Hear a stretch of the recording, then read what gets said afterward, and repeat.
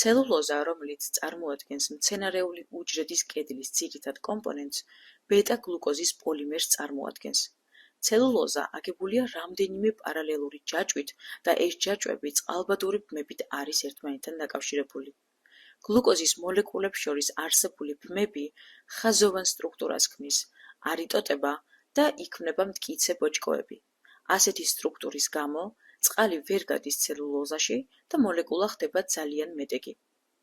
ცელულოზა ქიმიურად ჰგავს საღამებელს, თუმცა ფერმენტები, რომლებიც გვხვდება უმეტესობა ორგანიზმში, წყვეტენ კავშირებს ალფა-გლუკოზებს შორის სახამებლის მოლეკულაში, მაგრამ ვერ წყვეტენ ბეტა-გლუკოზის მოლეკულებს შორის არსებულ კავშირებს, რადგან ისინი მხოლოდ ალფა კავშირებს ამოიცნობენ.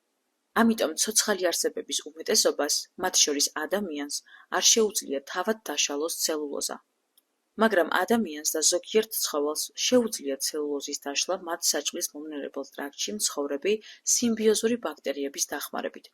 ეს მიკროორგანიზმები წარმოქმნიან საჭირო ფერმენტებს, მაგალითად ცელულოზას, შლიან ბეტა კავშირებს და აძლევს ორგანიზმებს ენერგიის მდიდარ წყაროზე წვდომას.